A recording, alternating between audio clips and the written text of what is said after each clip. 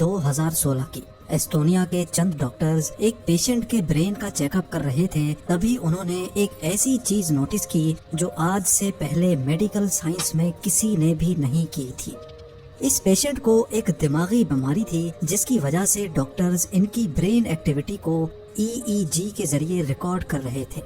तो ये डॉक्टर्स के लिए एक रूटीन का ब्रेन चेकअप, यानी वो बहुत नॉर्मली पेशेंट का टेस्ट कर रहे थे जैसे दूसरे पेशेंट्स का किया करते हैं।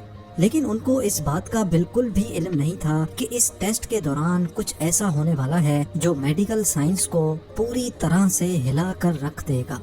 हुआ कुछ यूं कि टेस्ट स्टार्ट हुए अभी चंद मिनट ही गुजरे थे कि पेशेंट को अचानक हार्ट अटैक हुआ और उनकी मौत हो गई। ये हादसा डॉक्टर्स की जिंदगी में पहली बार हो रहा था कि कोई पेशेंट ब्रेन स्कैनिंग के दौरान ही दम तोड़ गया हो। डॉक्टर्स को अब पूरा यकीन हो चुका था कि पेशेंट की मौत के वक्त उसके दिमाग में जो कुछ भी चल रहा होगा वो इस टेस्ट में भी जरूर रिकॉर्ड होगा। और हुआ भी कुछ ऐसा ही। पेशेंट की मौत से पहले और उसके बाद भी उसका दिमाग जो कुछ सोच रहा था वो सब कुछ इस टेस्ट में रिकॉर्ड हुआ। नाजरीन, ब्रेन स्कैन के दौरान मरने वाले पेशेंट एक 87 साल के कैनेडियन नेशनल थे, जिनको एपिलेप्सी नाम की एक बीमारी थी। इस बीमारी की वजह से उनको बैठे बैठे दौरे पड़ने लग जाते थे और इसी वजह से डॉक्टर्स उनकी ब्रेन वेव्स को मॉनिटर करने के लिए EEG परफॉर्म कर रहे थे। EEG यानी इलेक्ट्रोएन्सेफेलोग्राम एक ऐसा टेस्ट होता है जिसमें ब्रेन में चलने वाली इलेक्ट्रिकल एक्टिविटी को मॉनिटर किया जाता है। इस टेस्ट के लिए 1 दर्जन के करीब इलेक्ट्रोड्स को पेशेंट के सर पर चिपकाया जाता है, जो ब्रेन सेल्स से प्रोड्यूस होने वाले इलेक्ट्रिकल चार्जेस को डिटेक्ट करता है और फिर कंप्यूटर स्क्रीन पर शो करता है। अब इस टेस्ट के रिजल्ट से डॉक्टर्स को कैसे मालूम पड़ता है कि इस वक्त पेशेंट के दिमाग में क्या चल रहा है? ये जानने के लिए जरूरी है कि पहले हम ब्रेन एक्टिविटी का कॉन्सेप्ट समझ लें। इंसान के ब्रेन में 100 अरब से भी ज्यादा न्यूरॉन्स पाए जाते हैं। ये न्यूरॉन्स हमारे नर्वस सिस्टम का अहम तरीन हिस्सा होते हैं, जिनका काम ब्रेन के अंदर ही एक जगह से दूसरी जगह मैसेज पहुंचाना होता है। ये मैसेज असल में एक इलेक्ट्रिकल चार्ज होता है जो ब्रेन के एक हिस्से के न्यूरॉन्स भेजते हैं और दूसरे हिस्से के न्यूरॉन्स ये इलेक्ट्रिकल चार्ज रिसीव करके उस मैसेज को प्रोसेस करते हैं और फिर बॉडी पार्ट को कोई भी एक्शन परफॉर्म करने का सिग्नल देते हैं। ब्रेन में हर वक्त इतने ज्यादा प्रोसेस एक साथ हो रहे होते हैं कि उनके नतीजे में बेशुमार इलेक्ट्रिकल चार्जेस एक जगह से दूसरी जगह मूव करते हैं। इन इलेक्ट्रिकल चार्जेस के मूव करने से वेव्स का एक पैटर्न बनता है जिनको ब्रेन वेव्स कहा जाता है। ब्रेन वेव्स का ये पैटर्न हर एक काम के लिए अलग अलग होता है, जिनको मेडिकल साइंस ने अलग अलग नाम भी दे रखे हैं। अभी तक मेडिकल साइंस 5 किस्म की ब्रेन वेव्स को पहचान सकती है, जिनको अल्फा, बीटा, गामा, डेल्टा और थीटा वेव्स के नाम दिए गए हैं। अल्फा ब्रेन वेव्स का पैटर्न कुछ इस तरह का होता है और इसकी फ्रीक्वेंसी 8 से लेकर 12 हर्ट्ज तक होती है, यानी 1 सेकंड में ये वेव 8 से लेकर 12 मर्तबा तक बनती है। हमारा ब्रेन अल्फा वेव्स तब प्रोड्यूस करता है जब हमारा दिमाग बिल्कुल रिलैक्स्ड होता है। ठीक उस वक्त जब हम सुबह सुबह नींद से उठते हैं और अपने बेड पर ही लेटे लेटे रिलैक्स कर रहे होते हैं। या फिर अल्फा वेव्स तब भी प्रोड्यूस होती हैं जब हम योगा प्रैक्टिस करते हैं। अब जानते हैं बीटा वेव्स के बारे में। बीटा वेव्स का पैटर्न कुछ इस तरह का होता है, जिसकी फ्रीक्वेंसी 12.5 से लेकर 30 हर्ट्ज तक होती है और ये तब प्रोड्यूस होती हैं जब हम अच्छी तरह जाग जाते हैं और अपने काम में बिजी हो जाते हैं। इसके अलावा बीटा वेव्स तब भी प्रोड्यूस होती हैं जब हम कुछ सोच रहे होते हैं या फिर किसी चीज पर कंसंट्रेट कर रहे होते हैं। गामा वेव्स की फ्रीक्वेंसी 25 से लेकर 140 हर्ट्ज तक होती है और ये तमाम ब्रेन वेव्स में सबसे ज्यादा फ्रीक्वेंसी वाली वेव होती है।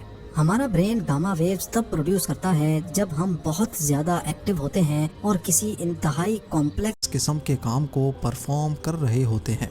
जो लोग बहुत ज़्यादा इंटेलिजेंट होते हैं और किसी भी मुश्किल तरीन प्रॉब्लम का मिनटों में सॉल्यूशन निकाल लेते हैं, उसके पीछे गामा वेव्स ही होती हैं। डेल्टा वेव्स की फ्रीक्वेंसी तमाम ब्रेन वेव्स में सबसे कम होती है। इनकी फ्रीक्वेंसी सिर्फ 0.5 से लेकर 4 हर्ट्ज तक होती है। डेल्टा वेव्स हमारे ब्रेन में डीप स्लीप के दौरान पैदा होती हैं, यानी जब हम बहुत गहरी नींद सो रहे होते हैं। डेल्टा वेव्स हमारी बॉडी में कई हार्मोन्स पैदा करती है, खास तौर पे ग्रोथ हार्मोन। ये वेव ज्यादातर बच्चों में पाई जाती हैं और जैसे जैसे इंसान बड़ा होता जाता है डेल्टा वेव्स भी कम होती जाती हैं। और अब सबसे आखिर में बात करते हैं थीटा वेव्स के बारे में। थीटा वेव्स की फ्रीक्वेंसी 4 से लेकर 7 हर्ट्ज तक होती है और ये किसी भी चीज़ को मेमोराइज करने, न्यू स्किल्स सीखने और डे ड्रीमिंग के दौरान ब्रेन में पैदा होती हैं। अब जब हम इन ब्रेन वेव्स की बेसिक्स जान चुके हैं तो अब हमें उस पेशेंट के ब्रेन स्कैन को समझने में थोड़ी आसानी होगी। जैसा कि हमने जाना कि गामा वेव्स की फ्रीक्वेंसी 25 से लेकर 140 तक होती है। इसी रेंज के अंदर एक और रेंज भी होती है जो 30 से लेकर 100 हर्ट्ज तक होती है। और ब्रेन इस खास फ्रीक्वेंसी की गामा वेव्स तब प्रोड्यूस करता है जब हम अपनी मेमोरी को इस्तेमाल कर रहे होते हैं, यानी जब हम लाइफ के खास इवेंट्स को याद कर रहे होते हैं। डॉक्टर्स ने उस कैनेडियन पेशेंट की मौत के वक्त उनके ब्रेन में बहुत ज़्यादा गामा वेव्स नोटिस की, जो कि ख़ास तौर पे उस रेंज में आ रही थी जब इंसान अपनी लाइफ की मेमोरीज को रिकॉल कर रहा होता है।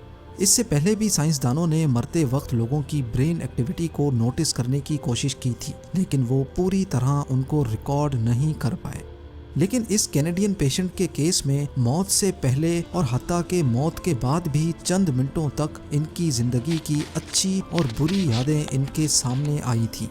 डॉक्टर्स और साइंटिस्ट ने मरने वाले पेशेंट की गामा वेव्स को 2016 से 2022 तक यानी पूरे 5 सालों तक अच्छी तरह स्टडी किया और फिर ये रिजल्ट निकाला कि मरते वक्त इंसान अपने लाइफ इवेंट्स को याद कर रहा होता है। डॉक्टर्स और रिसर्चर्स की इस फाइंडिंग का कोई ठोस सबूत तो नहीं है, लेकिन इनकी फाइंडिंग को साबित करने के लिए उन पेशेंट से भी राब्ता किया गया जो किसी बीमारी की वजह से मरते मरते बचे थे, या फिर कुछ ऐसे पेशेंट्स जिनको लास्ट मोमेंट पे हॉस्पिटल पहुंचाकर उनकी जान बचा दी जाती है। जब उन लोगों से पूछा गया तो उनका भी यही कहना था कि उनके सामने जैसे किसी ने उनकी लाइफ का फ्लैशबैक चला दिया हो। ये एक्सपीरियंस किसी एक दो लोगों ने फेस नहीं किया, बल्कि कई लोगों ने इसी किस्म का जवाब दिया था। डॉक्टर्स और रिसर्चर्स ने 2016 से लेकर इस ब्रेन स्कैन को पब्लिक इस वजह से नहीं किया था क्योंकि एक तो वो उसको अच्छी तरह स्टडी करना चाहते थे और दूसरा ये कि वो किसी और इंसान का भी मरते वक्त का ब्रेन स्कैन इस कैनेडियन पेशेंट के स्कैन से मैच करना चाहते थे, लेकिन ताहाल वो इस काम में नाकाम ही रहे। अब क्योंकि डॉक्टर्स के पास सिर्फ एक शख्स का ही मरते वक्त का ब्रेन स्कैन है, इसी वजह से उनकी ये फाइंडिंग्स काफ़ी कंट्रोवर्शियल भी है। डॉक्टर्स ने रिसर्च पेपर्स में ये भी लिखा है कि कैनेडियन पेशेंट ऑलरेडी एक बीमारी से गुजर रहा था जिसकी वजह से वो बहुत दवाइयाँ भी ले रहा था। ये दवाइयाँ भी ब्रेन एक्टिविटी को ऑल्टर कर सकती हैं जिसकी वजह से रिजल्ट में फ़र्क पड़ सकता है। लेकिन बहरहाल इस बात के काफ़ी ज़्यादा चांसेस हैं कि जब इंसान मर रहा होता है तो उसके सामने उसकी पूरी ज़िंदगी का एक फ्लैशबैक चलता है। और अगर ये सच है तो जिसने अपनी ज़िंदगी में अच्छे काम किए होंगे मरते वक्त उसके सामने वैसी ही चीज़ें रिपीट होंगी, और जाहिर है जिसने बुरे कामों का रास्ता चुना होगा उसके सामने फ्लैशबैक भी वैसा ही आएगा। नाजरीन, डॉक्टर्स की इस प्योर साइंटिफिक रिसर्च के बारे में आपका क्या ख्याल है?